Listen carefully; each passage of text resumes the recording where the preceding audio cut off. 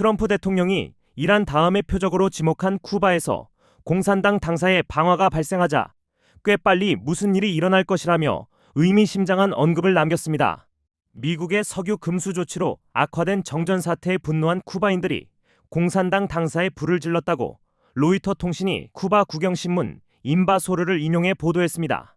지난 13일 밤 쿠바 중부 모론시에서 정전과 식량 부족에 항의하는 평화적 시위가 시작됐다가 이튿날 이른 새벽 시간에 폭력 시위로 변했습니다.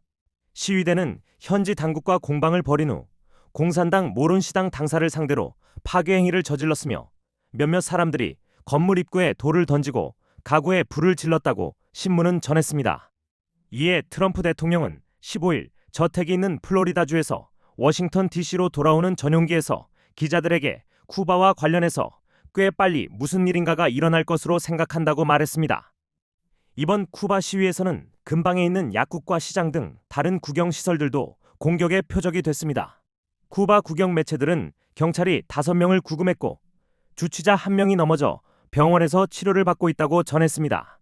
모로는 쿠바 수도 아바나로부터 약 400km 동쪽에 있는 해안 도시로 근처에 카요코코 관광단지가 있습니다. 소셜미디어에는 대형 화재가 촬영된 영상과 함께 배경에서 자유라고 외치는 목소리들이 들리는 가운데 사람들이 건물 창문으로 돌을 던지는 영상이 올라왔습니다. 로이터는 이 중 한 건의 영상은 촬영 위치가 모로님을 확인했다며 촬영 시기가 최근이라는 점은 알 수 있으나 정확한 촬영 날짜를 확인할 수는 없었다고 전했습니다.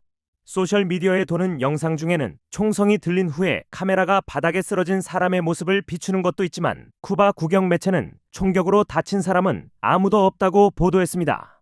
미겔 디아스 카넬 쿠바 대통령은 정전에 따른 분노는 이해할 수 있지만 폭력은 용납할 수 없다며 파괴 행위와 폭력은 처벌을 면할 수 없을 것이라고 말했습니다. 앞서 정부가 미국의 석유 금수를 이유로 출석 수업 중단 조치를 내리자 지난 9일 아바나대 학생들이 교내 계단에서 연좌 시위를 벌였습니다. 최근 쿠바는 대중교통 운행을 대폭 감축했으며 이에 따라 출근과 통학이 매우 어려워졌습니다.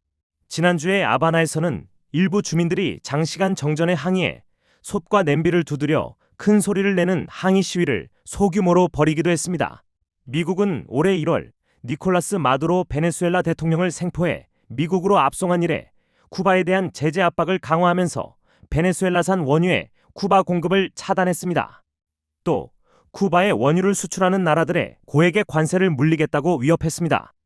쿠바 경제는 예전부터 식량, 연료, 전력, 의약품 부족으로 고통을 겪어왔으며 미국의 추가 제재로 경제난이 더욱 심각해졌습니다.